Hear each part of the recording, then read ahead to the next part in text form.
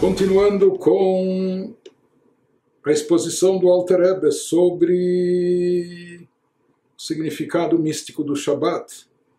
Então nós estávamos vendo como aquilo que aconteceu nos 6 dias do Gênesis é considerado um rebaixamento, por assim dizer, para Deus. Uma vez que Deus é infinito, é ilimitado, para ele se limitar numa energia específica, como ocorreu durante a criação, nas 10 asserções, 10 pronunciamentos, ou canalizando essa energia na linguagem cabalística somente por 10 sefirot, não mais, e especificamente essas, tudo isso já tem a ver com especificação, com limitação, com restrição, e de fato tudo isso só ocorreu em função de um tzimtzum, de um encobrimento, então o que prevalece, de uma ocultação, de uma diminuição e condensação da luz divina. É isso que prevalece, é isso que acontece durante os 6 dias da criação e por extensão nos 6 dias da semana. Mesmo que as forças divinas, a energia divina investida no universo é enorme, que dá vida e existência a tudo isso que nós vemos e é muito mais que nós não vemos, não é? Mas mesmo assim, em relação a ele, Criador, infinito, ilimitado, essa propagação de luz que ocorre no universo é considerada um descenso, é considerada para ele um rebaixamento grande. Em relação à essência divina, em relação à parte profunda e interior da divindade. Em outras palavras, o fato de Deus ser o Criador, de ele ser o regente, etc., como nós já falamos, para nós isso é algo extraordinário, mas para Deus isso reflete nada mais do que um lado externo e superficial de manifestação da divindade. Mas a sua essência transcende, é muito mais elevada que isso, do que ele ser criador, do que ele ser regente, mesmo de todas essas criaturas, etc. Uma vez que, de fato, conforme nós sabemos, é trazido na Hassidut, na Kabbalah diversas vezes, toda energia vital divina que se propaga no universo, se revestindo, sendo investida nas criaturas para lhes dar vida e existência, não passa de um mero reflexo, de um pequeno facho de luz divina, de um pequeno raio da luz divina, mas um mero reflexo. Isso não tem a ver com a essência da divindade, nada tem a ver com a própria essência. Então, aqui nós entendemos também que essa manifestação divina, quando o que está em evidência é apenas essa limitada manifestação divina, apenas essa manifestação externa e superficial da divindade, então isso é considerado para Deus, isso é para Deus em relação a ele um descenso, um rebaixamento enorme em relação a que Deus é na sua plenitude, na sua infinitude, na sua essência. Por quê? Porque todo esse reflexozinho, esse pequeno reflexo da luz divina, que dá origem, dá existência a todo o universo em relação a Deus, isso é absolutamente nada em relação à essência divina.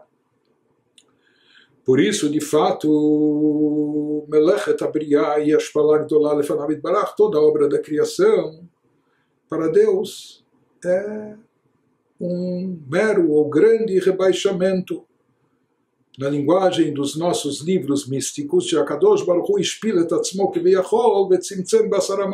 Deus se auto-rebaixou para se limitar, se condensar em 10 pronunciamentos, que eles representam apenas esse pequeno reflexo superficial. Isso é o que ocorreu, o que ocorre nos 6 dias da criação, nos 6 dias da semana. O que ocorre, o que ocorreu no dia do Shabat. O Beyom HaShabbat Nitala Bibchinat Primiut em Sobaruhu, se durante os 6 dias da semana, os 6 dias do Gênesis, o que estava em evidência era apenas e tão somente um mero reflexo da divindade, um pequeno reflexo da luz superficial divina, algo insignificante, incomparável em relação à essência, apenas a parte externa de um reflexo mínimo da divindade.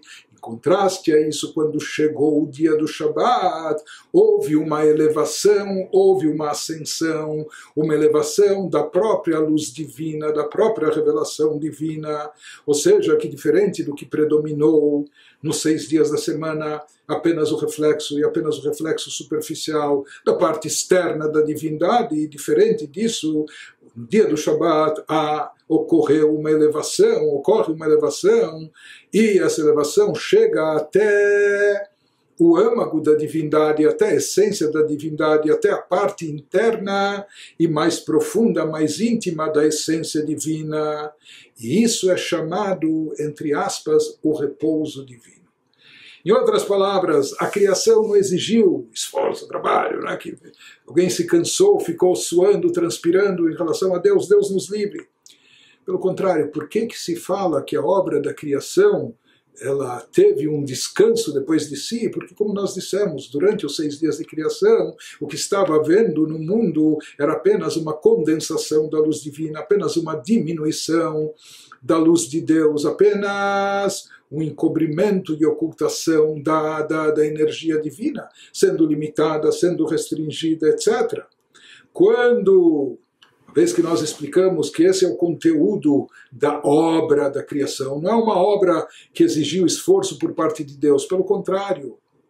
Não só que não há nenhum esforço, se houve aqui um esforço, entre aspas, o esforço foi de se condensar, de se limitar, de restringir o seu potencial, de limitar a expansão da sua força, de não permitir que se revele toda a infinitude, todo o poder ilimitado de Deus. Esse foi, por assim dizer, o trabalho, o serviço divino durante os 6 dias da criação. Em outras palavras, a condensação e limitação da luz divina, o rebaixamento, o descenso, para permitir que dele se derive apenas um pequeno facho da luz divina, apenas um pequeno e mero reflexo para poder, a partir disso, surgirem criaturas limitadas, criar, dar existência aos mundos.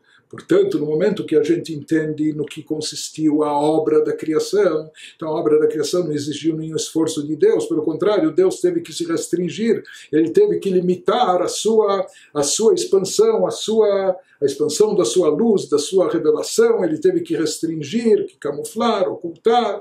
Então, a partir disso nós vamos entender também o que diz o Alter Rebbe, o que significa o descanso divino no dia do Shabat. Ou seja, quando se concluiu a obra da criação, isso significa que naquele instante, no final dos 6 dias do Gênesis, se concluiu também essa limitação, essa condensação, esse encobrimento, esse tzimtzum dos 10 pronunciamentos ou das 10 sefirot. Então, no momento que essa condensação limitativa foi suspensa, foi encerrada, então o que acontece? Há uma elevação da luz divina, a luz divina que até então estava atuante no universo, que era apenas uma luz diminuta, condensada, ocultada, etc. Agora ela recebe uma elevação, ela sai daquele nível de rebaixamento, aquele nível inferior, na qual ela foi concentrada para ser investida no universo. Nesse instante, essa energia divina, essa luz divina se eleva e retorna à sua fonte, ela se eleva até ela que estava apenas representando o lado externo e superficial de um reflexo da divindade, agora ela se eleva indo não para o lado externo, mas sim para a profundeza, para o lado interior, para o âmago, por assim dizer, para o íntimo da divindade, da forma que Deus é na sua essência, completamente distinto, elevado, completamente transcendente de todo o universo. Essa elevação é chamada para Deus, por assim dizer, o descanso, entre aspas, é claro, como se voltasse a si mesmo. Durante os 6 dias da criação, ele tinha que se esconder, tinha que se ocultar, tinha que se camuflar, tinha que se restringir, tinha que se limitar, para poder fazer surgirem criaturas finitas, limitadas, né? conforme é no nosso universo, porque se estivesse em evidência toda a luz divina, infinita e ilimitada, não haveria espaço para criaturas, elas estariam totalmente anuladas. Então, durante esses 6 dias de criação, por assim dizer, aqui, entre aspas, o esforço divino era estar atuando em algo, não só que não é ele, algo que exige um rebaixamento, que para ele se ocupar em criação limitada, finita, etc., isso é um rebaixamento, esconder a sua própria luz, esconder a si próprio.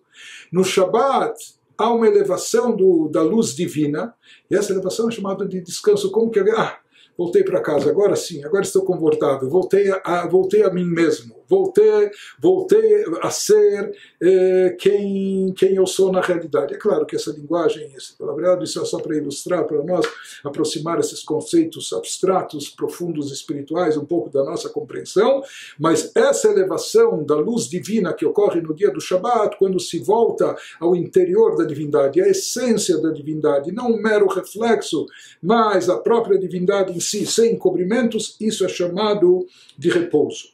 Então, aqui ele nos elabora qual a ligação disso com repouso. Se a gente tomar como exemplo uma pessoa que está falando, está explicando alguma coisa, como nós estamos fazendo agora.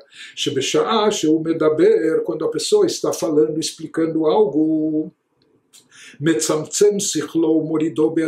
que está acontecendo no seu interior? Naquele momento, não é? Se alguém não está falando pelos cotovelos, como se diz, ele está falando coisa com coisa. Primeiro ele teve que pensar, antes de dizer, pensar o que ele vai falar e como ele vai falar, e como ele vai explicar. Então, na realidade, a fala só reflete aquilo que estava anteriormente no seu intelecto, aquilo que a pessoa, ela só vai poder explicar aquilo que ela entendeu antes, aquilo que ela sabe, entendeu, compreendeu bem, absorveu, isso ela vai poder transmitir, vai poder passar adiante, vai poder explicar. Então, na verdade, quando a pessoa está explanando, explicando aquilo que está no seu cérebro, aquilo que está no seu intelecto, ele baixa isso até a sua fala. Ele faz com que aquela ideia, aquela temática que estava no seu intelecto desça até a sua expressão verbal. Quando a pessoa não quer falar, ou terminou de dizer aquilo que ela precisava falar, ou etc., então ele interrompe, ele cessa. Ele emudece, né? Agora fica em silêncio. Então o que acontece com ele naquele momento?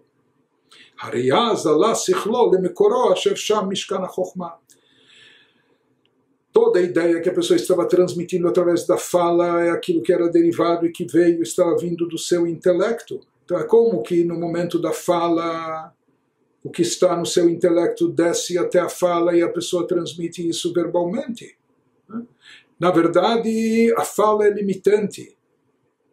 A pessoa não consegue transmitir tudo que ela tem na sua mente ou tudo que ela tem no seu coração, a pessoa não consegue verbalizar, a pessoa não consegue expressar isso com palavras. Na verdade, o mestre que está nos ensinando algo, ele sabe muito mais do que aquilo que ele está dizendo.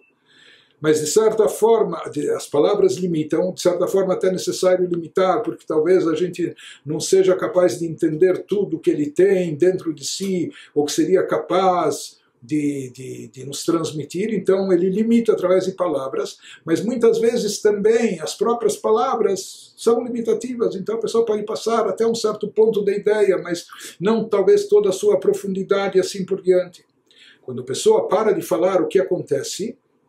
A ideia volta somente ao intelecto. Antes a ideia tinha descido do intelecto para a fala, mas isso foi uma limitação. Como nós falamos, a expressão verbal limita um pouco toda a sabedoria, o conhecimento que a pessoa tem no seu intelecto. Quando a pessoa para de falar, então a ideia original que estava sendo transmitida verbalmente, mas de forma limitada, ela volta para o seu devido lugar, ela sobe de volta para o intelecto. Então, voltando à sua fonte, à sua raiz, que lá é o seu lugar, não é? No cérebro, na sabedoria, ela se encontra como realmente ela é, com todo o seu esplendor, com toda a sua grandeza.